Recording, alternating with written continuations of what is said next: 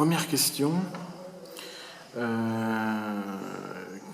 qu'il peut me dire ses noms, prénoms, son âge et la cellule district où il est né? Et puis, peut-être que maintenant il habite dans un endroit différent de là où il est né. Est-ce qu'il peut me raconter tout ça? Ati ushobora kutubwira amazina yawe, imyaka yawe, aho wabaga igihe jenoside yatangiraga n'aho ubu ngubu. Ok. Ubundi jyewe nitwa Mutuyemungu Boniface. Normalement, je m'appelle Mutuyemungu Boniface. Est-ce que tu peux m'appeler? Mutuyemungu, M-U-T-U-Y-E-M-U.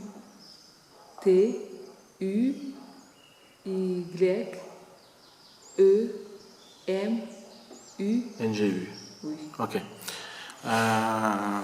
D'accord, donc l'âge? Imyaka? Navutse 1962. Je suis née en 1962. D'accord. Dans quelle cellule, quel district, secteur? Mwabagahe icyo gihe? Cya jenoside.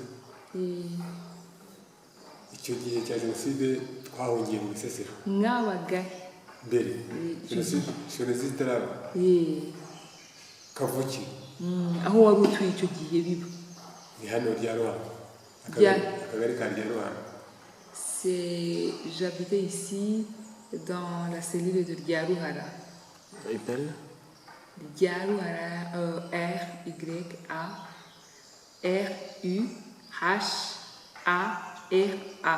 Ok. Ryaruhara. D'accord. C'est dans quelle région? C'est dans Bisesero? Ni mu Bisesero? Hari icyo gihe hari ahitwa Komine Gishita. C'était dans la commune Gishita. D'accord. Est-ce qu'on dit que la région de Bisesero, ça contient sa cellule ou c'est juste à côté de Bisesero? Tu dis? Je vois bien. Tu sais, donc il dit j'étais dans la commune de Gishita, mais en fait, la commune de Gishita, il y a des parties, Bisesero qui comprend la commune de Gishita. Okay. Ou alors c'est juste à côté de Bisesero, toujours à l'intérieur de la commune de Gishita. Muri Gishita hariho n'uduserire twabaga turi muri Bisesero. Kuko hariho n'utundi dusire twaturi muri Gishita twegeranye na Bisesero ariko tutari muri Bisesero. Twari turi mu rubibi na Bisesero. En fait, moi j'étais à la frontière de Gishita Bisesero. D'accord. D'accord. Mais est-ce que les gens l'appellent comme un Bisesero ou uko bakwitaga icyo gihe bakubonaga nk'umusesero cyangwa wari umusa wo ku kibuye muri Gishita? Ntabwo bambonaga nk'umusesero. Non, je n'étais pas musesero. D'accord, ok. Alors, qu'est-ce qui se passe après l'attentat? Nyuma indege imaze guhanurwa byagenze gute? Indege imaze guhanurwa ubwo hari ku itariki ndibuka ariko ku itariki ya 7. Ubwo abaturage twari duturanye baratangiye turebana nabi kubera ko igihe uruhare rwanjye kwa data na sogokuru twari Abatutsi, aba twari duturanye bari Abahutu. Baratangira tukarebana nabi ngo Abatutsi ngo nibo bishe ngo bahanuye indege ya Habyarimana. Moi, je ne me rappelle plus, mais je crois que c'était le 7 avril. Et quand on a appris que le vieux d'Habyarimana a été attaqué et le président c'est vraiment parce que moi je venais d'une famille Tutsi, les Hutus qui étaient nos voisins ont commencé à dire que nous avons tué le parent. Et ils ont commencé à nous menacer. Hanyuma ubwo baratangiye birema udutsiko ku misozi, baratangira batwika amazu, ubwo bakoresheje ndetse bafite amahiri, imipanga, ubwo turatangira turahunga duhungira mu Bisesero. Ce qui nous a décidé à fuir vers Bisesero, c'est parce que le même jour, le soir, ils se sont groupés, on les voyait sur les collines, ils se sont regroupés, ils se réunissaient et ils ont décidé de brûler les maisons. Ils ont brûlé les maisons et ils ont commencé à tuer des gens avec, comment est-ce qu'on appelle ça? Serpette. et des serpettes. Ils avaient aussi des machettes, ils avaient aussi des marteaux. Alors, on a vu qu'on pouvait rien, on a décidé d'aller vers MC Serra parce que c'était légendaire que les gens avaient peur de passer sur eux. Et il dirait combien de temps après l'attentat, il décide d'aller à Bisesero? ubwo bibaye mumaze kubona indege yaguye batangiye kubamera nabi mwafashe iminsi ingana iki ngo mujye mu Bisesero? ntabwo yarenze nk'iminsi igeze nko kuri 5. En tout cas, c'est entre 3 et 5. On n'a pas dépassé 5 jours parce qu'on n'en pouvait plus. Et alors, qu'est-ce qui se passe quand il arrive à Bisesero? Est-ce qu'il peut décrire la situation? Mugeze mu Bisesero mwasanze bimeze gute? tugeze mu Bisesero naho twasanze abaho nabo barateranye bari ku misozi, ibitero byaravuye impande zo hirya za Gisovu, za Gishyita, za Kibuye, bari kubanyaga inka, ihene n'amazu ashya, basenya amabati, ubwo n'abantu batangiye gupfa. En fait, quand nous sommes arrivés à Bisesero, nous avons trouvé qu'eux aussi, ils étaient attaqués de tous côtés par des gens qui venaient de Kisovu, de Gishyita et même de Kibuye. Et aussi, ils sont regroupés sur la montagne, sur les montagnes. Et aussi, on avait commencé à prendre leurs troupeaux, les vaches, les chèvres. Il y avait même parmi eux certaines personnes qui étaient déjà mortes. Hanyuma kugeza ukwezi kwa 4 kose twirukanka badutema, abandi birukanka bakoresheje intwaro z'ibihiri, amacumu, kugeza igihe mu kwezi kwa 4 hose haziye amasasu. Je dirais que tout le mois d'avril, on a connu ça, à part que cette fois-ci on était beaucoup plus nombreux parce que nous étions mélangés de ceux qui étaient venus d'ailleurs et des Bisesero. Sinon, on n'a pas eu de répit.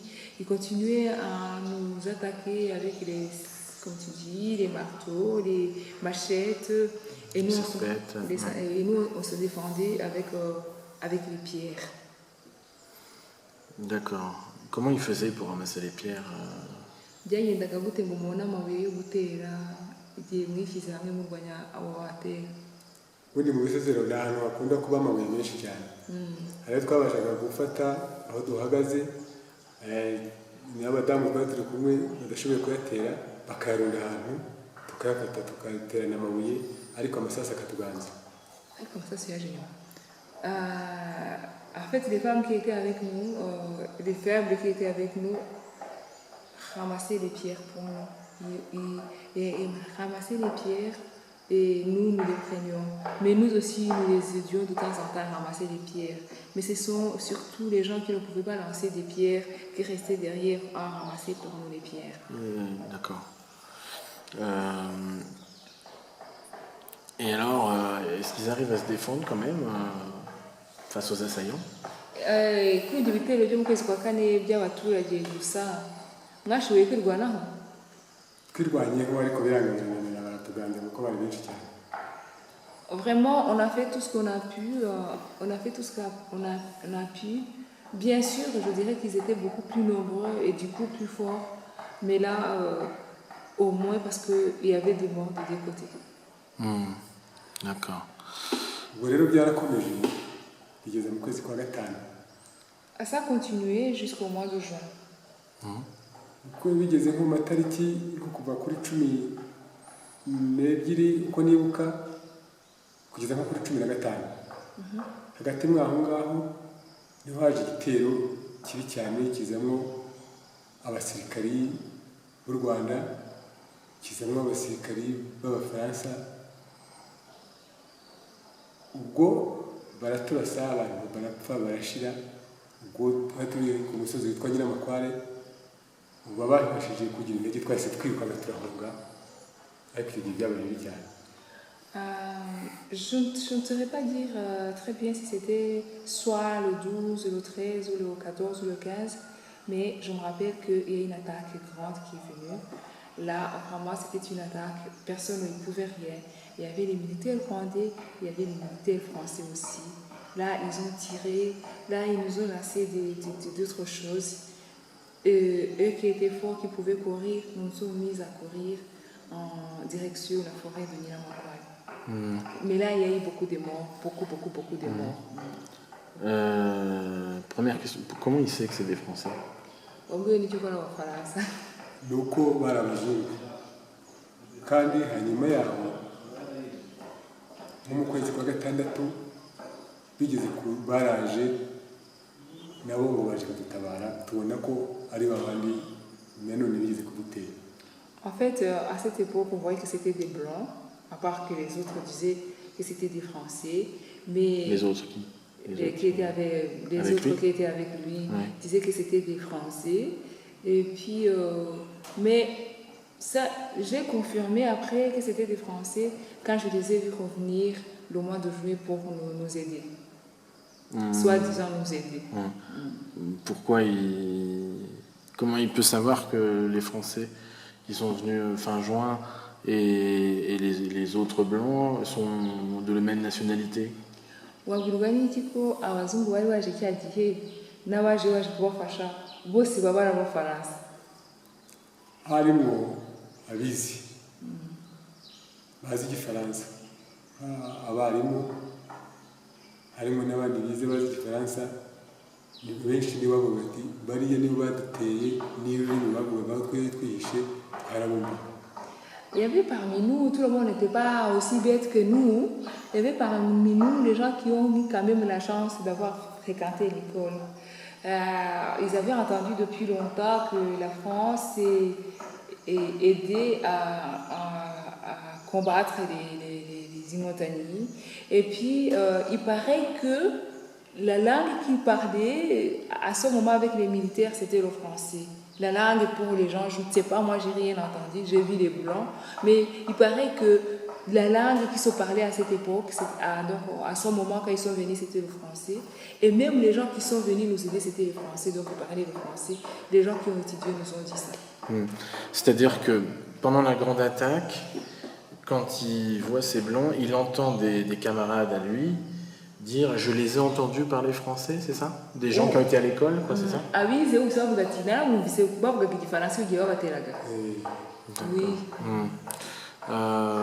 Est-ce qu'il se souvient d'un rescapé qui serait encore vivant, qui sait parler français et qui les aurait entendus parler français? Ushobora kuba wibuka nk'umurescape wacitse ku icumu uzi igifaransa waba warumvise bavuga igifaransa? Ariho nuko ari Ari he? ari Kigali. Oui, je le connais. Il vit, mais pour le moment il est loin. Il est où? Il est à Kigali. Uzi izina rye se? Uzi n'ukuntu umuntu yamubona? Aho aherereye simpazi ariko izina rye ndarizi. Je ne sais pas où il habite à Kigali, mais je connais ses noms. D'accord. Donc, alors, au niveau de la grande attaque, est-ce que tu peux me décrire les projectiles qu'ils reçoivent? Ushobora kutubwira nk'ibyo wabonaga igihe igitero kinini byaje, ushobora kutubwira nk'ibintu baboherezagamo bitari amasasu gusa? Hakoreshejwe amasasu, hakoreshwa na grenade n'ibintu byazaga ari nk'urusenda umuntu akanahumaka kubita hasi ntamenye ibyo ari byo. Je connais les grenades et les balles, mais je me rappelle aussi des autres qu'ils nous jetaient et quand ça tombait sur les yeux ou dans les oreilles et les narines, on était comme aveugles, on se jetait par terre, on ne voyait plus devant soi. Hanyuma? Kandi. Hanyuma? Hanyuma ubwo ngubwo tuva aho ngaho kuri Nyamakwa nyine intambara yarakomeje ariko ntabwo bongeye kugaruka, ahubwo bagarutse n'imodoka bavuga ngo amahoro arabaye, ngo baje gutabara, ngo baradutabara batwegeranya, ariko nanone twegeranywa cyane cyane tubanza kubitinya, twegeranyijwe n'abandi bazi igifaransa. En fait, après ces attaques, ces trois grandes attaques, il y a eu comment cesser le feu. Sauf les petites attaques des miliciers. Mais sinon, franchement, c'était des attaques où tout le monde pouvait faire face. Où nous aussi, nous pouvions faire face. Sauf vers la fin, je ne me rappelle plus, c'était en juillet, c'est que je sais, où ils sont venus pour nous dire que la guerre a cessé, qu'ils viennent nous aider. Là aussi, on a eu peur de partir vers eux parce qu'on savait ce qu'ils avaient fait avant. Sauf ces gens-là qui parlent français, qui nous ont dit que nous pourrons venir, qu'il n'y a aucun problème, qu'ils viennent cette fois-ci pour nous aider. Donc, alors, quand il a revu des Blancs, donc après la grande attaque, je dirais que ce serait... Enfin, il dirait à peu près combien de semaines ils sont revenus après ça. ugereranyije wabona nk'igihe nyuma y'igitero cya simusiga n'igihe abazungu bagarukiye wabyitiranya ryari wabona ko ari ryari wavuga ko baje ryari nta byumweru bibiri byashize kuko n'igihe ni kirekire cyane gishize ariko nibuka yuko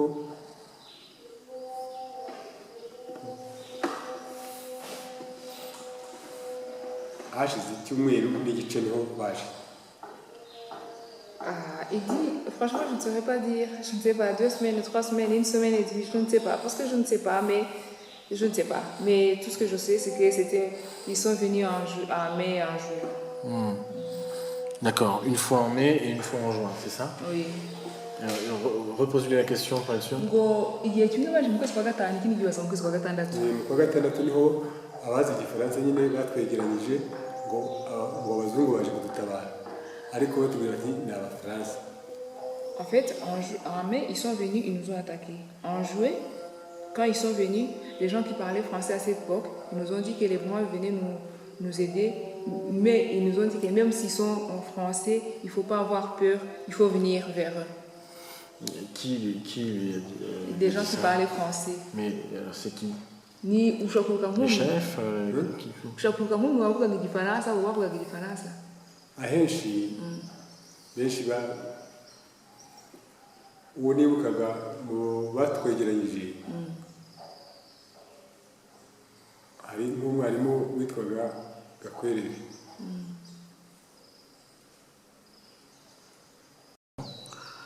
Je sais plus quelle question c'était. Ah, je vais poser la question, est-ce que c'est ça le chef ou oui. qu'il a dit qu'il a parlé de rejoindre les Français? Enfin, les gens instruits. Repose-lui la question. Donc, qu'est-ce que c'est? Donc, est-ce qu'il se souvient de gens instruits qui lui avaient dit ça personnellement ou c'était par bouche à oreille? ushobora kwibuka nk'umuntu yavugaga igifaransa waba warababwiye ngo nimwegere? Nuriya navuze Gakwerere Damascene nuriya meya wa Karongi. Witwa nde?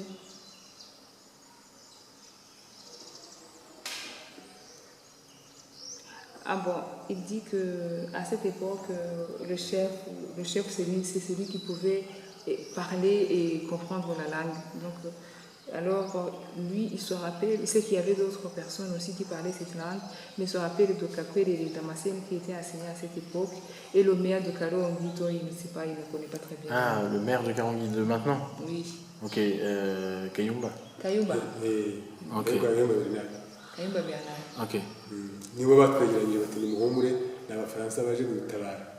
Ce sont eux qui ont dit à tout le monde, n'ayez pas peur, venez, allez, écoutons.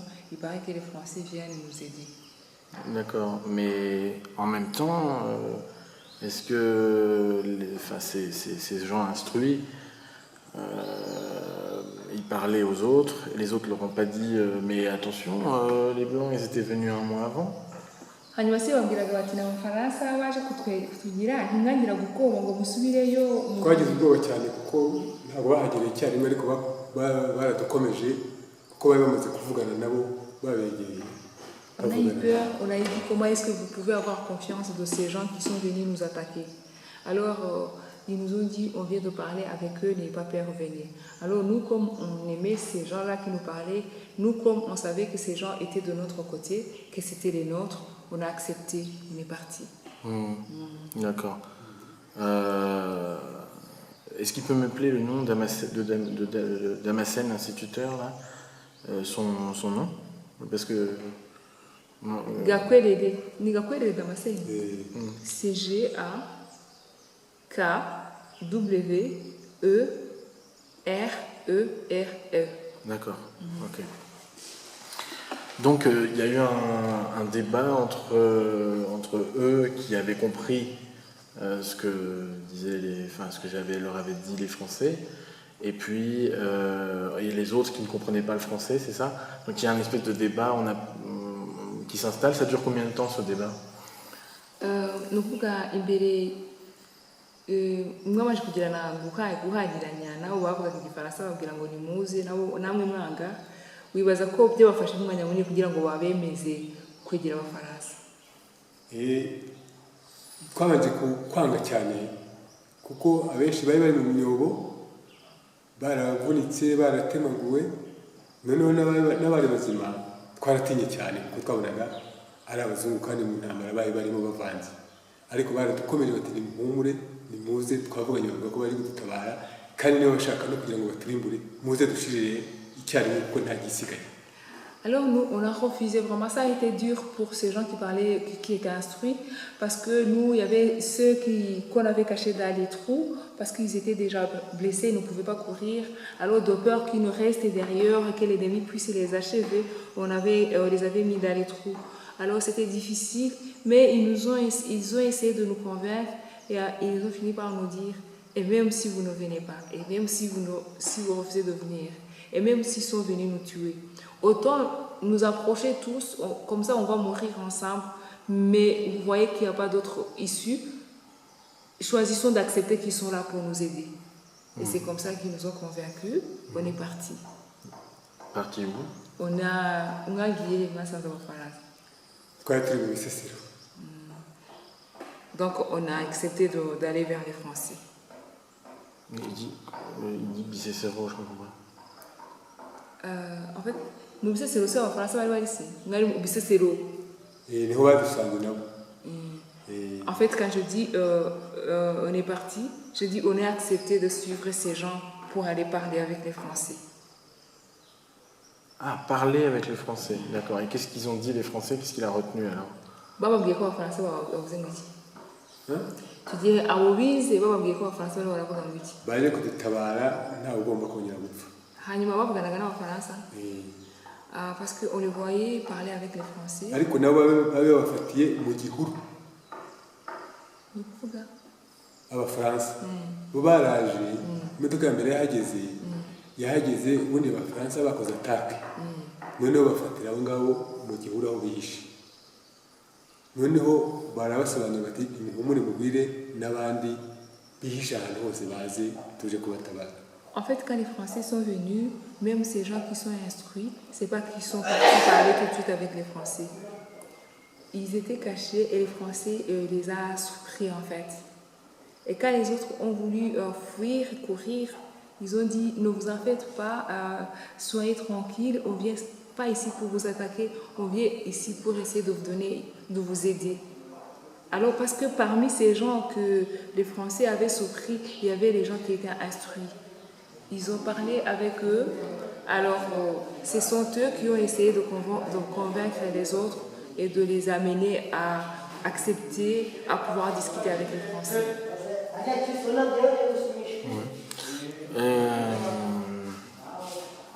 Qu'est-ce qui se passe alors juste après ça?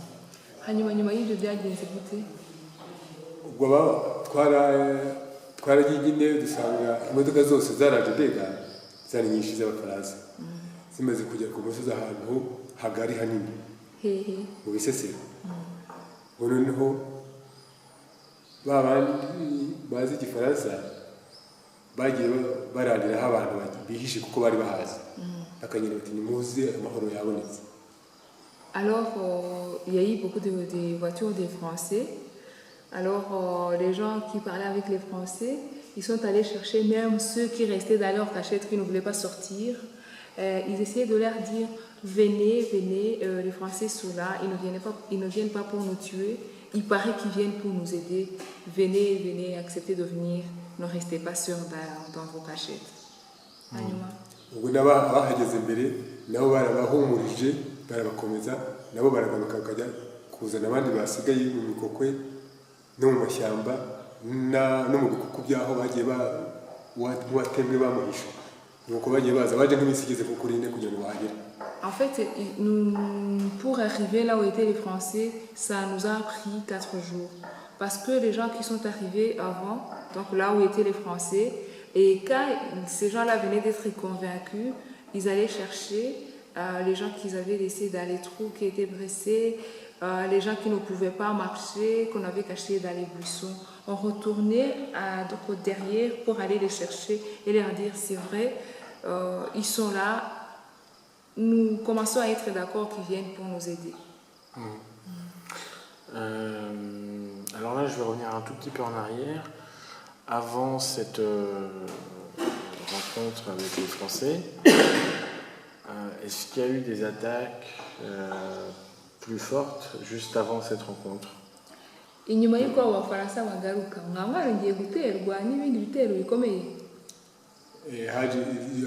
Byaraje ariko bikaza ari abaturage n'interahamwe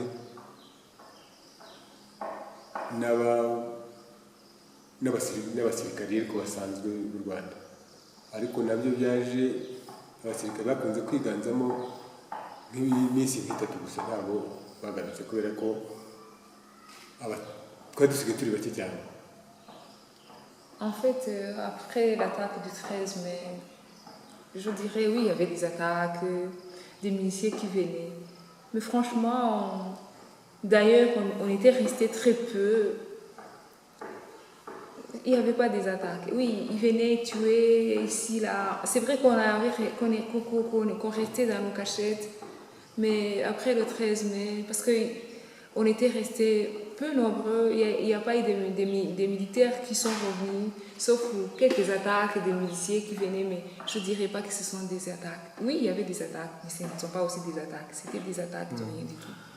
D'accord. Mais même dans les 3 jours qui ont précédé la rencontre avec les Français, il n'y a pas eu une petite recrudescence quand même d'attaque? Oui, il y a eu ici ibitero iminsi yakurikiye by'ibitero by'abafaransa. Nta n'ibindi bitero byahabaye binini kamwe bikurikiraho. Byaraje abantu barapfuye barashira cyane aho. Icyo gihe cy'ibitero cy'abafaransa cyangwa nyuma yabyo? Na nyuma yaho byarakomeje. Oui, après kugeza uwo munsi ndetse abo bafaransa baza gutabara n'uwo munsi byari byaje. Oui, après les 3 attaques, les 3 grandes attaques, c'est vrai que pendant 3 jours, on n'a pas eu de répit. Mais les autres qui ont suivi, c'était des attaques, oui, des attaques qui venaient, mais qu'on ne dirait pas vraiment que c'était des attaques terribles. Je me rappelle que même le jour où les Blancs étaient venus, donc étaient revenus pour la paix, on avait eu des attaques. Mais des attaques que je ne dirais pas, que je ne peux pas comparer avec ce qu'on a connu le 13. D'accord, très bien. Alors donc la rencontre avec les Français, ils commencent à se regrouper, et puis qu'est-ce qui se passe après alors? Nyuma yo guhura n'abafaransa bamaze kugira bababwiye guki? Nyuma yo guhura n'abafaransa tugiye baje kubahumuriza. Baje kuduhumuriza. Twarateranye gutyo indege ndetse ziratangira ziraza. Zizana ibiribwa, za biswi, ibishyimbo, amavuta n'imyenda, kuko twari twarakikiye nta umuntu ugifite ubuzima bwo kuba yakwambara no koga. Amasabune, amavuta, ijoro ryose niko byagenze, amanywa yose, turoga, turambara, turarya, tuguma aho ngaho gutyo. Ils sont venus, d'ailleurs les avions aussi sont venus, ils nous ont amené des biscuits et même des savons, des habits aussi d'ailleurs. Alors on a mangé on a pu se laver les mains parce qu'on était très sales. On a mangé aussi des biscuits. On a eu même des habits. Et toute la journée, ils ont resté à distribuer et même la nuit distribuer. On est resté comme ça. Et après, qu'est-ce qui se passe alors? Hanyuma kugeza igihe batubwiye bati mwese ntimugire aho mujya, turashaka kuba turabashyira inkotanyi kuko twebwe tutagomba kubarindira hano. Alors ils ont dit nous on peut pas rester ici en vous gardant, donc voilà pourquoi vous devez choisir entre venir avec nous et aller du côté de FPR. badupakije imodoka batujyana ahitwa Ikivumu cya Rambura badushyikiriza inkotanyi bamwe zibajyana mu Bugesera abandi zibajyana i Gitarama na Kabgayi nuko twabayeho.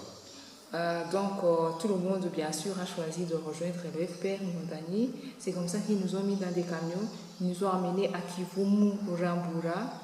Et comme on était nombreux, les militaires de FPR nous divisaient. Il y a une partie qui est allée à Bugesera, une autre partie qui est allée à Kabgayi et les autres on les a mis à Gitarama. D'accord. Au niveau des camions, est-ce que il se souviendrait du nombre à peu près de camions et puis s'il y a eu des problèmes dans les camions? Mu byerekeye amakamyo ushobora kwibuka amakamyo batwaye ukuntu yanganaga, ushobora kutubwira niba hariho n'ibibazo byahabaye waba uzi? Amakamyo yari menshi ntabwo nzi umubare yari menshi kuko yari ageze mbega ngereranyije ko kamyo zanganaga zageze nko kuri 15. Je ne saurais pas dire, je ne peux pas dire le nombre, mais tout ce que je sais, c'est que les camions étaient nombreux. Je ne sais pas si je peux dire si c'était 10, 15, franchement, je ne saurais pas le dire. D'accord. Et, oui.